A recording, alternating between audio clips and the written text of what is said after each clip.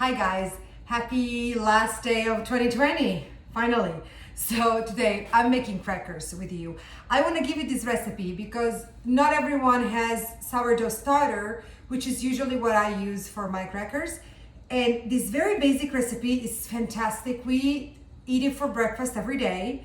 They're very simple and the ingredients are all-purpose flour, pizza flour, this amazing pizza flour that I get from Bella Italia, salt, herb de Provence, not necessary, but I really love what they give to the cracker, water, and extra virgin olive oil. So in the morning, I just spread some honey on these crackers, even with the herb de Provence, and then dip them in my coffee. I love it. It's my favorite breakfast, and Catherine loves them. And we kind of cut down on buying fette biscottate or buying bread, and it's a beautiful way of starting the day with something that you have made, and it's so easy to make.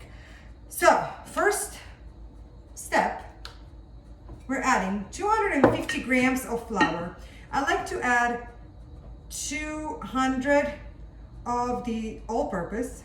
You can actually mix it as much as you want.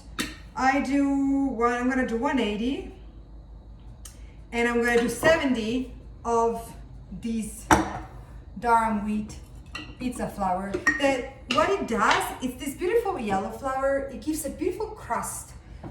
It becomes super short and crunchy. It gives that perfect snap that Paul and Mary would like. 70, no, we said, yeah, 50, okay, 70. Now, here, when I use my sourdough starter, I usually substitute the sourdough for the water. So instead of adding 90, the same quantity of flour, instead of adding 90 milliliters of water, I add 210 to 220 grams of sourdough starter.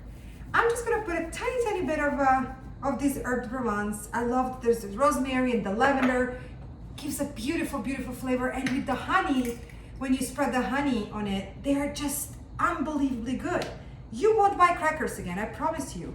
I'm going to add 5 grams of salt. I'm going to add 90 milliliters of water.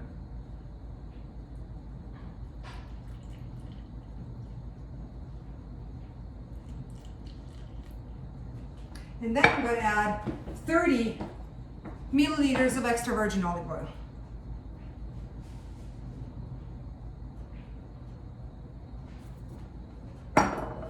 And then we mix it. I forgot to give you ingredients. I added 20 milliliters of white wine. I love what white wine does to these crackers, not to the sourdough, because the sourdough has already a nice acidity from the sourdough, and the wine would be a little too much. But on these, I love it.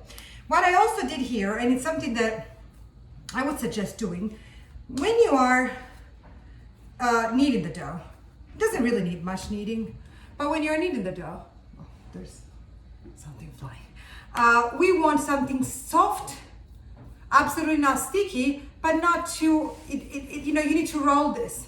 So what you do, if you notice that it needs a little bit more water, which this one needed, sometimes the flour, the weather, so you keep your water and just wet your hands as you knead the dough.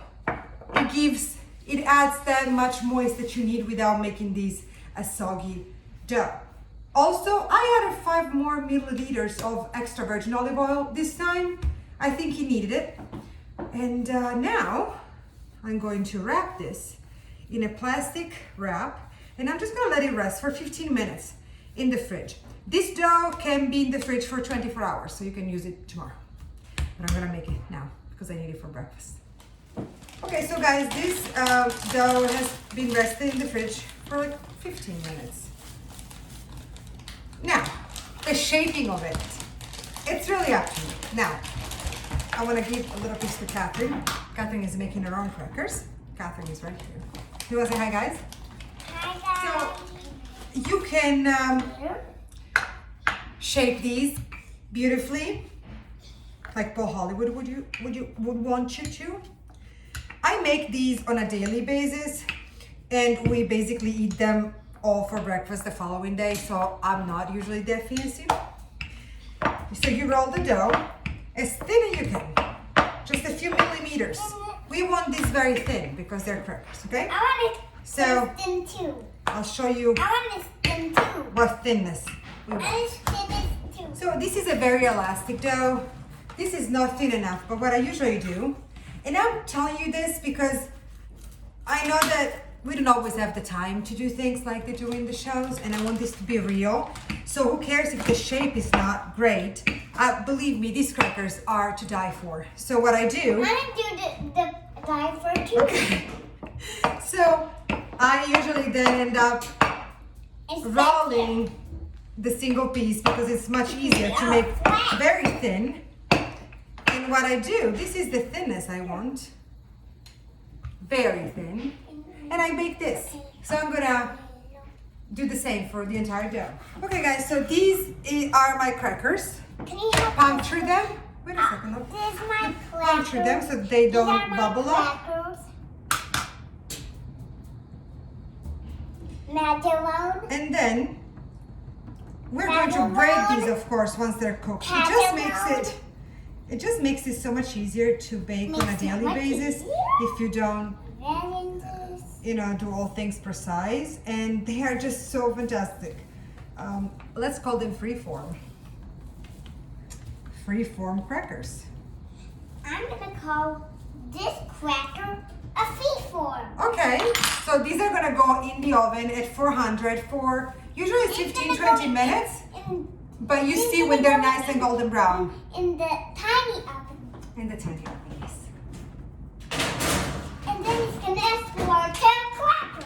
Okay guys, so this is what the crackers look like when they get out of the oven.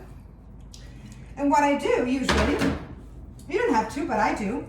You break them in half. So the big crackers that you had before is a cracker.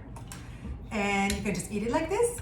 You can eat it with jam, with butter. You can put sesame seeds instead of herb de Provence. But I'm gonna show you something. It cracks, it snaps, and it's amazing. How is it? That's very hot, I think. Snap. They're absolutely fantastic. They're light. The flavor is so beautiful. The white wine really helps with the crumbliness. And they look fantastic. Happy crackers. Happy New Year.